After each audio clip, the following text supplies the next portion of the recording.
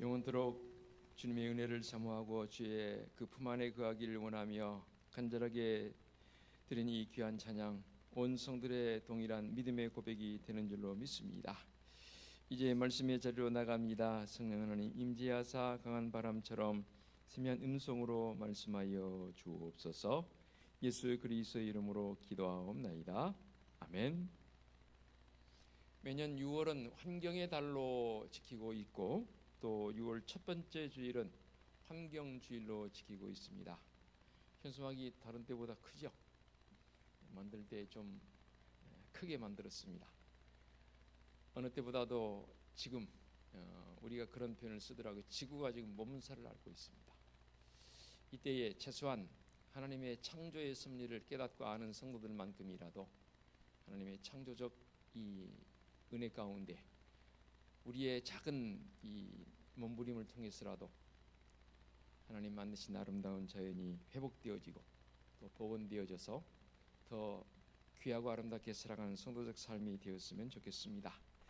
그래서 올해는 기독교 환경연대라는 NGO 단체가 있습니다. 그 단체에서 매년 설교문과 더불어서 예배 모금을 5월 중순쯤 되면 발표를 합니다. 저도 매년 그 환경연대의 자료를 인용해서 환경주의를 지키고 있고 설교 본문도 거기에 올라 있는 전문 전체를 제가 그대로 인용합니다. 일부 변경되어진 부분이 있기도 하지만 그래서 이번 환경주일 주제는 칼을 쳐서 보습으로라는 제목의 부제를 붙이면 우리가 생명의 숲이 됩시다라는 그런 부제를 붙였습니다. 제목에도 제가 조보이도 실었습니다. 칼을 쳐서 보습으로라는 제목입니다. 이 말씀을 먼저 이해하기 전에 근본적인 우리 인간 존재, 하나님께서 사람을 만드실 때와 더불어 이 자연을 만들 때 어떻게 창조하셨는가에 대한 부분들을 지난 창세기 때 공부했지만 또 한번 복습하는 의미로 단어적 의미로 접근을 먼저 해보도록 하겠습니다. 인간을 뜻하는 아담이란 이 단어는 땅을 의미하는 아다마에서 발원되어진 단어입니다. 이 땅, 그러니까 아다마라는 이 단어는 아담이란 단어와 어원이 같습니다. 즉 붉다, 붉은 것이라는 그러한 뜻을 가지고 있는데요. 고대 사회에서는 인간과 동물에게 붉은 피가 돌듯이 흙에도 마찬가지로 그 붉음이 있다라고 그들은 믿었다고 합니다. 결국 인간이 붉은 흙에서 나왔다는 표현은 단순히 피부색을 말하고자 하는 게 아니고 우리 인간과 땅이 생명으로 함께 이어져 간다라는 것을 암시하는 그런 의미가 있고요. 창세기 2장 7절의 말씀을 통해서 보면 하나님이 흙으로 사람을 빚으시고 생기를 불어넣으셨다라는 이 단어 속에서 이 구절 속에서 흙, 아다마라는 단어가 사용되어 있고 사람, 아담을 빚으시고 생기를 불어넣으셨다라고 했습니다. 비로소 이로써 인간 존재의 이중적 본질이 여기에 나타남을 보게 됩니다. 이중적 본질이라면 두 가지로 구별해 볼 수 있다 이 말이죠. 먼저는 땅에 속한 물질로 된 나의 존재, 우리 인간의 존재라는 거죠. 그 물질이 뭡니까? 흙입니다. 흙에서 모양을 빚으시고 거기에 생기를 불어넣으시니까 우리의 생명, 살아 움직이는 존재가 되었다라는 창조적 관점이 되겠고요. 두 번째로는 하나님의 숨, 그러니까 영을 우리에게 불어넣음을 통해서 늘 설명드렸듯이 숨, 이건 루아크라고 성령을 표시할 때도 루아크라고 말하지 않습니까? 바람이라는 의미도 되어지는데 하나님의 숨을 받은 영적인 존재, 이게 바로 인간이라는 거죠. 그러니까 아담과 아다마의 이 관계는 우리 인간의 유한성과 순환성을 강조하고 있는 그런 표현이라 그 말입니다. 또 창세기 3장 19절의 말씀을 통해서 보면 너는 흙이니 흙으로 돌아갈 것이라 라는 말씀이 있습니다. 이 선언의 말씀은 우리 인간은 결국 다시 아다마, 즉 흙으로 돌아가는 존재이다 그 말입니다. 여기서 인간은 자연을 지배하는 절대적 존재가 아니고 땅과 같은 공존적 존재, 이게 바로 인간이라는 거죠. 인간은 땅에서 나와 땅으로 돌아가면서 순환하는 존재입니다.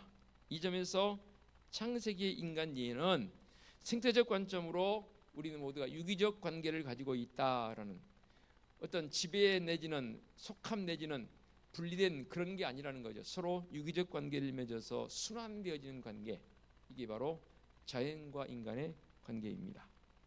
창세기에서 아담과 하와의 관계 역시 깊은 신학적 의미를 가지고 있습니다. 가장 먼저 만들어진 인간 존재는 아담입니다. 단순히 한 개인의 이름이 아니고 인류를 대변하는 이름이 바로 아담이지요.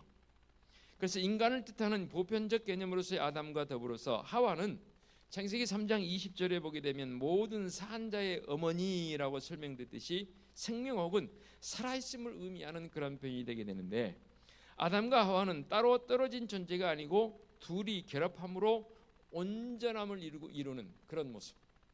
그래서 결혼할 때에도 창세기에 기록되어진 인용 말씀을 인용하지 않습니까? 창세기 2장에서 하와가 아담의 갈비뼈에서 발원되어져서 만들어진 존재, 옆구리라고 표현하기도 하고요. 그렇게 표현했는데, 이 인간 존재의 상호 의존성과 내적 연관성, 이 제 글이 아니고 이게 환경연대에 나오는 설교문을 그대로 인용하다 보니 그대로 제가 인용하겠습니다. 제 식으로 해석하려고 보니까 좀 어색해서 그대로 표현 빌려옵니다. 인간 존재의 상호 의존성, 내적 연관성. 하나님께서 아담에게서 갈비뼈를 취하여 하와를 만든 이유는 서로의 공평성도 의미하지만 서로의 의존성, 서로 관계성 속에서 그렇게 깊은 연관성이 있다라는 그런 표현이 되어지지요. 그래서 아담이 처음 이 하와를 보고 이렇게 감탄사를 표현하지 않습니까? 이는 내 뼈 중에 뼈요 내 살 중에 살이라는 창세기 2장 23절의 말씀. 이 고백처럼 하와가 아담과 같은 본질을 공유하면서 인간은 고립된 개체가 아니라 다른 사람과의 관계 속에서 자신을 완성시키는 것. 그래서는 독불장군이라는 단어를 그닥 좋아하지 않습니다. 자기만의 혼자만의 세계를 구축하는 것도 필요하긴 하지만 우리는 혼자만의 세계로 혼자 살아갈 수 없습니다. 그래서 다른 사람과의 관계성 속에서 비로소 자신이 완성되어지는 거죠. 아담 혼자적 요소로는 하나님 보시기에도 외롭게 보였고, 그래서 아담에게서 하와를 만들어서 둘이 하나 되게 만듦 속에서 그것에서 비로소 완성되어진 개념이다라고 그렇게 개념 이해를 해본다 그 말입니다. 더불어서 하와는 아담에게서 나왔지만 동시에 모든 인간은 다시 하와를 통해서 태어났습니다. 이게 은혜입니다. 처음 사람은 아담이었지만 아담에게서 하와가 나왔지만 그러나 모든 인간 존재는 인류 존재는 하와에게서 비로 나오게 됩니다. 이 점에서 아담과 하와의 관계는 조금 전에 살펴본 것처럼 이 아담과 아담하의 관계와 유사한 구조를 가지고 있습니다. 그래서 아담이 아담하에서 나와서 다시 아담하로 돌아가듯이 하와는 아담에게서 나와서 다시 생명을 이 땅의 모든 아담에게로 돌려줍니다. 이런 관계가 형성이 되어집니다. 이 표현 역시도 제 표현이 아니고 자료집에 나온 그대로 인용을 한 겁니다. 결론적으로 말씀드리면 창세기는 창조주 하나님 안에서 아담, 하와, 인간, 아담하라는 이 역동적인 순환 구조를 가지고 있다는 것 기억하시면 좋겠습니다. 이건 역시 제가 예배 마치면 교회 홈페이지에 그대로 올려놓도록 하겠습니다. 이 설교 내용을요. 이는 하나님께서 지으신 세계에서 존재와 생명을 서로 귀하게 여길 뿐만 아니라 상호 의존적 관계로 연결되어 있다는 것을 강조하기 위한 표현도 되어지고요. 그러면 우리는 하나님을 사랑하고 이웃을 사랑해야 할 이유가 바로 여기에 있는 것 아니겠습니까? 단순히 열정을 가지고 열심을 가지고 신앙생활을 하면서 윤리적인 삶을 살아가는 명령으로 그쳐서는 안 된다 그 말입니다. 사랑은 하나님께서 지으신 세계에서 모든 생명이 서로 돕고 의지하면서 생명을 마음껏 누리기 위한 조건이 바로 하나님 사랑, 이웃 사랑의 표현이라 그 말입니다. 이것은 오늘 말씀 이 이사야 2장의 말씀에서 그대로 드러납니다. 인간과 자연을 죽이고 파괴하는 칼과 창을 생명을 살리고 돌보는 쟁기와 낫으로 바꾸는 것은 단순한 그저 전쟁을 반대하는 그런 것이 아니고 너와 나와 우리가 공존하는 함께 살기 위한 노력의 관점에서 칼을 쳐서 보습으로 만드는 관점, 우리가 필요한 농기구로 만들어가는 관점을 표현하고 있는 것이죠. 그래서 하나님의 창조 세계가 곧 파괴와 죽음의 악순환에서 벗어나서 원래 창조 질서를 회복하고 보존하기 위해서는 군사 무기가 농기구로 바뀌는 대전환이 이루어져야 한다, 그 말입니다. 분명히 알아야 할 것은 인간이 다툴 때 자연도 신음한다는 사실입니다. 인간이 선악과를 먹고 죄를 지은 이후에 창세기 3장 17절에 이렇게 표현합니다. 땅은 너로 말미암아 저주를 받는다라고 했습니다. 이 말씀은 인간의 죄가 개인의 문제를 넘어서 자연세계 전체에 영향을 미친다는 그런 말씀으로 이해되어집니다. 인간의 타락은 인간 세계의 내부만의 문제가 아니라 땅과 창조 세계까지 함께 흔들리는 사건으로 발전된다는 거죠. 이러한 생각은 가인과 아벨의 이야기에 더욱 분명하게 드러납니다. 가인이 아벨을 죽였을 때 하나님께서 가인을 향해서 뭐라고 말씀하십니까? 네 아우의 피 소리가 땅에서부터 내게 호소한다라고 하나님께서 그렇게 가인에게 말씀하시지 않습니까? 여기서 땅은 단순한 사건의 배경이 아니라 인간의 폭력을 기억하고 하나님께 증언하는 살아있는 존재가 된다라는, 땅을 그렇게 의인화시키는 모습으로도 이해가 되어집니다. 그러므로 가인은 땅이 그 효력을 너에게 주지 않을 것이다 라고 창세기 4장 12절에 선언을 하십니다. 이것은 인간의 죄가 땅의 생산성까지도 무너뜨리게 되고 인간과 자연의 관계 자체를 깨뜨린다는 사실을 말씀을 통해서 이해해 볼 수 있습니다. 성경의 다른 곳에서도 여러 개 등장합니다. 예를 들어 볼까요? 레위기의 말씀을 통해서 보면 인간의 죄로 인해서 땅이 더러워지고 그 주민을 토해낸다라는 레위기 18장의 말씀이 있고요. 이사야서에서도 땅이 그 주민 때문에 더럽혀진다라고 말씀하고 있고, 인간의 불순종이 결국 땅을 파괴한다는 그런 말씀으로 이사야 선지자는 24장에 설명합니다. 아모스서에서도 나옵니다. 불의의 잘못을 목자의 초장을 시들게 하고 갈멜산 꼭대기를 마르게 한다는 표현이 있습니다. 인간의 범죄가. 호세아서도 그렇게 표현합니다.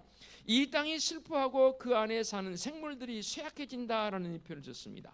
그러니까 인간의 죄와 허물이 동물과 자연 세계까지 영향을 미친다라고 그렇게 이해되어집니다.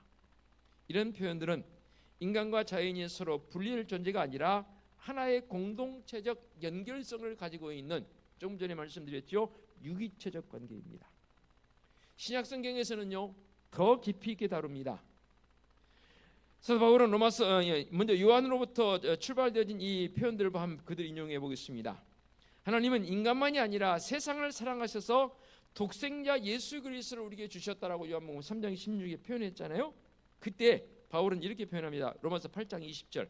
모든 피조물이 함께 탄식하며 고통을 겪고 있다라고 했습니다. 피조물이 함께 탄식한다고 했습니다. 이는 인간의 죄로 인해서 자연 전체가 함께 고통받는다는 그런 뜻 아니겠습니까? 동시에 인간의 구원은 인간의 어떤 개인적인 영혼의 구원으로 그치지 않고 창조 세계의 전체적 회복과 연결되어 있다라고 좀 넓혀도 무방하다고 보여집니다. 그러므로 인간은 흙에 속한 존재로 출발해서 하나님의 은혜 안에서 새로운 존재로 변화되어져 간다라고 해도 됩니다. 결국 성경을 통해서 우리에게 보여준 인간 이해는 무엇입니까? 인간은 땅에서 나와서 하나님의 생명을 받아서 모든 다른 생명과 관계 속에서 살다가 다시 땅으로 돌아가는데, 인간은 이 하나님의 은혜 받은 자이기 때문에 땅은 그 은혜적 환경 속에서 우리처럼 구체적으로 그렇게 표현되지 못하는 그런 모습이지만 우리는 그것을 알기 때문에 그것을 더 자연에게 더 베풀 수 있는 사랑의 마음, 그 마음이 우리 인간에게는 있다는 거예요. 그 사랑의 마음을 바꾸지 말라는 거죠. 좀 더 심하게 표현하면 악으로 바꾸지 말라는 거죠.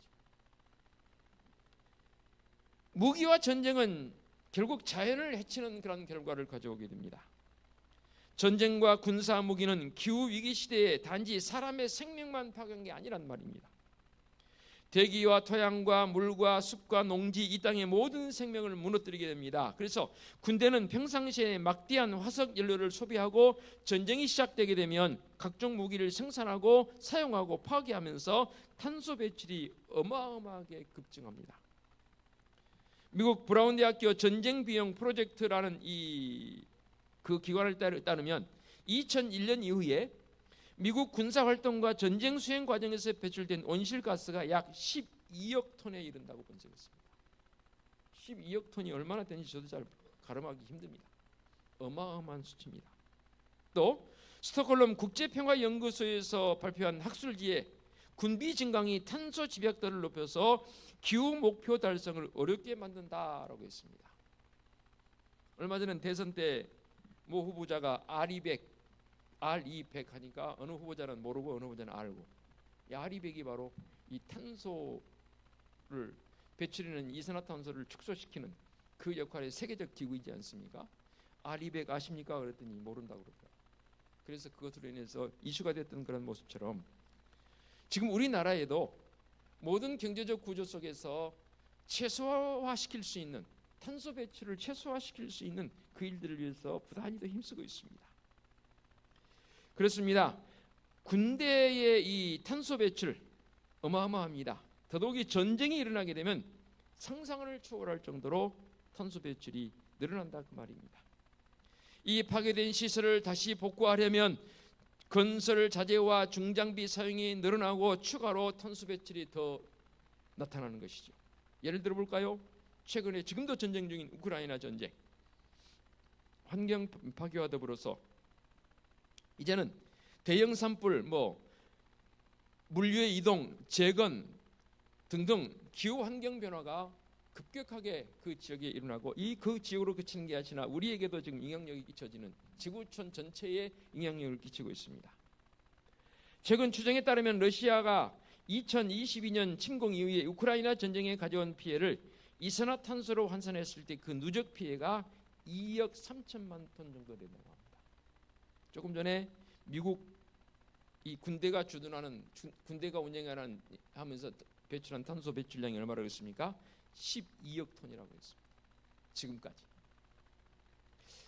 그 수치를 우리가 지금 사실 피부적으로 못 느낀다는 게 마음 아픈 일이죠.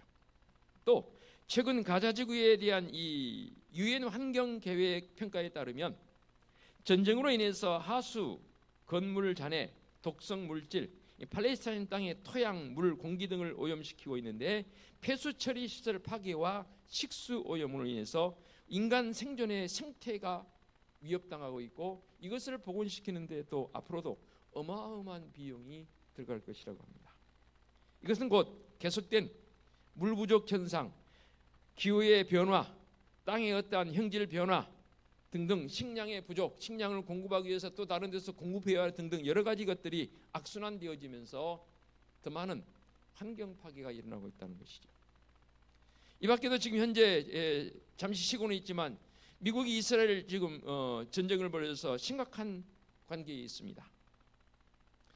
대기오염과 토양오염, 더더욱이 유전이 있는 관계로 통해서 이 유전들이 파괴되어지면서 과거에 이라크 전쟁 때도 그랬지 않습니까? 유전이 파괴되어짐을 통해서 그 유전이 흘러나와서 땅을 오염시키는 일들, 상상을 초월할 정도로 많은 오염이 우리에게 주어지고 있습니다. 이렇게 광범위한 오염의 관계성 속에서 우리는 과연 어떻게 해야 할 것인가? 과거 베트남 전쟁에서도 일어났던 폐해가 지금도 우리 직접적으로 우리에게 있지 않습니까? 월남전 참전했던 분들의 그 고백을 들어봅니다. 그게 영화화 되어지기도 했고요. 고엽제를 통해서 많은 사람들이 생명의 위협을 지금도 당하고 고통당하고 있습니다.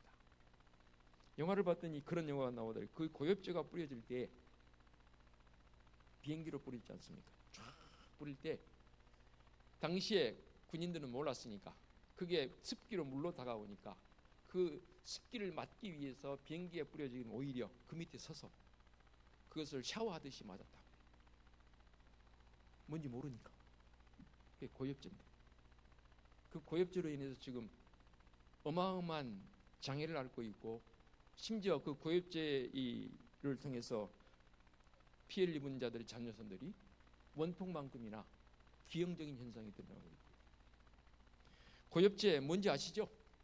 지금 우리가 사용하고 있는 제초제입니다. 제초제는 독약입니다. 1급 독약. 지금도 뿌려지고 있습니다. 풀 베는 게 힘들어서 잡초 제거를 위해서 그냥 뿌려버립니다. 그것으로 끝나는 게 아니더라고요. 세대를 넘어서 생태계에 어마어마한 상처와 또 빚을 남기게 되는 이 엄청난 사실.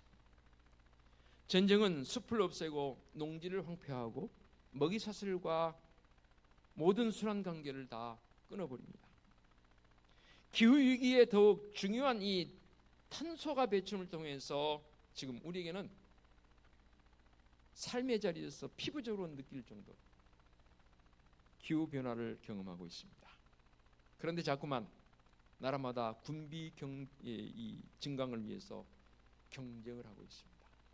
사실은 우리나라가 그 군비 경쟁의 증강을 위해 그 재료를 제공하는 나라 중에 하나입니다. 나름 자긍심은 있습니다. K방산, 지금 유럽 쪽에서는 가장 각광받고 있는 무기가 바로 대한민국의 K방산이라고 합니다.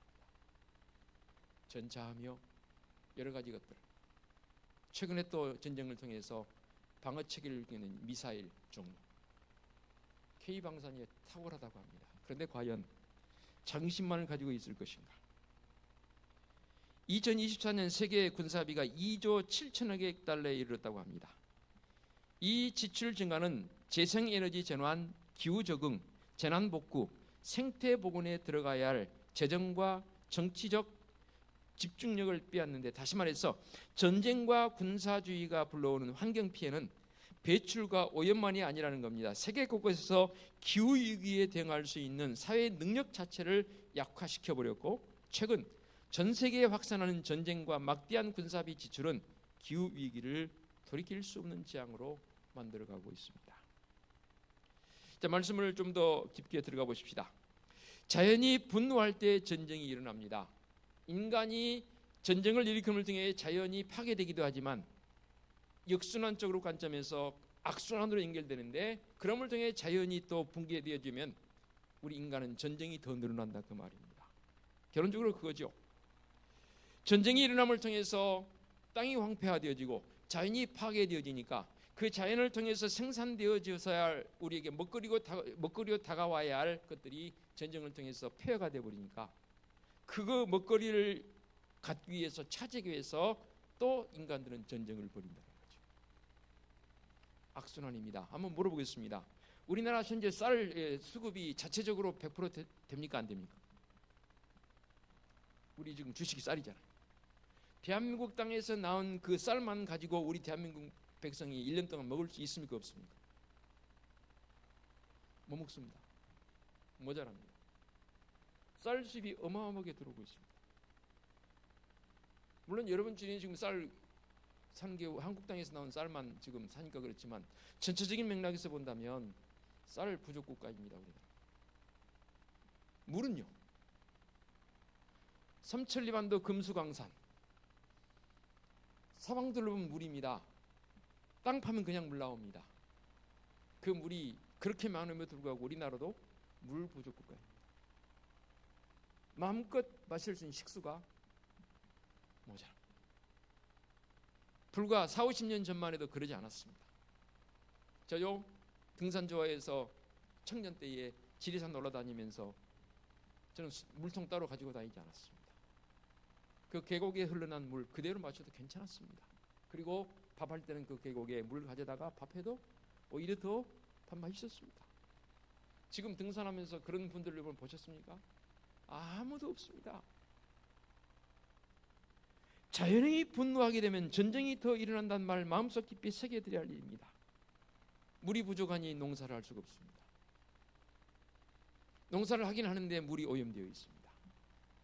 그래서 좀 깨끗한 물로 생산되어진 이 농업, 이 수확물을 얻기 위해 사람들은 또 전쟁을 벌입니다. 악순환이 되는 것이죠. 이제는 말씀을 통해 주심처럼 군사 무기를 농기구로 바꾸는 그런 일들을 우리가 해야 합니다. 누군가 기후위기 시대에 교회의 역할이 무엇이고 전쟁과 폭력 시대에 그리스도인들의 사명이 무엇인가 물어본다면 여러분은 뭐라고 대답하시겠습니까? 하루아침에 우리가 바꿀 수 있는 것은 없습니다.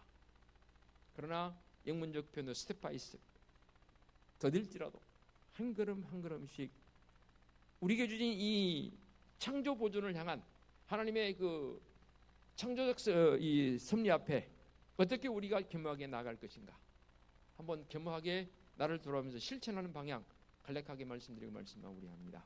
제가 일부러 오늘 컵을 제 단상에 3개를 놔뒀습니다.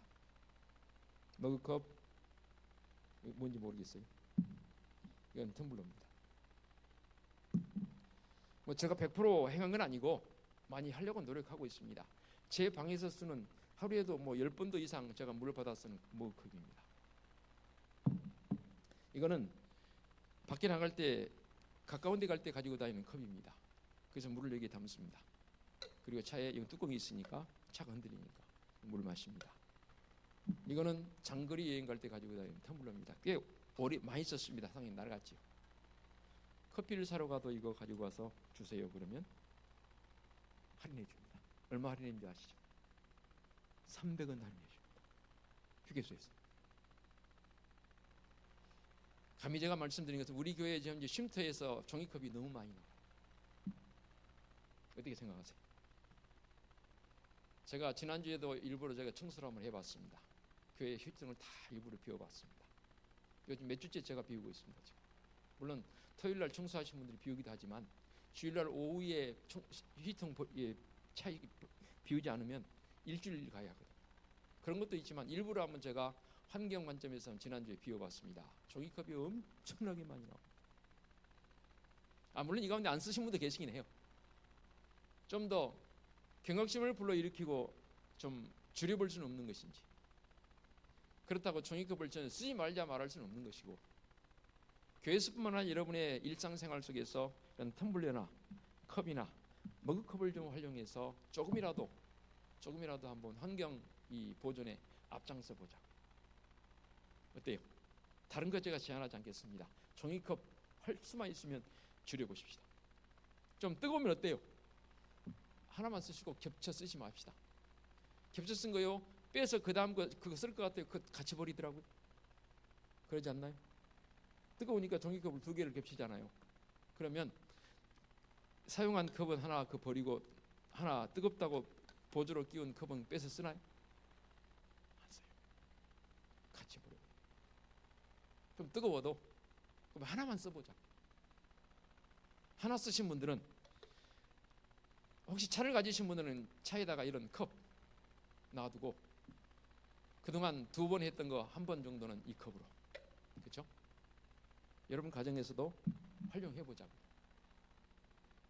에이 목사님 또 환경주의니까 너무 그러시네. 아니 최소한 이 2월 한 달만이라도 해보자고. 기도하겠습니다. 하나님 아버지 감사합니다. 환경주의에 칼을 쳐서 보습을 만들자고 하는 이 주제 속에서 세계 도처는 전쟁으로 인해서 땅이 황폐화되어지고 많은 생명들이 죽어가고 있습니다. 오 주님 어찌할까요? 오늘 골로새 말씀을 통해 주심처럼 우리는 분명 하나님의 사람입니다. 십자가의 그 보혈의 은총을 통해서 이 땅에 진정한 평화가 임하는 역사를 위해서 더 많이 기도하고 힘쓰는 우리 성도들 되게 하여 주시옵소서. 예수 그리스도의 이름으로 기도하옵나이다. 아멘.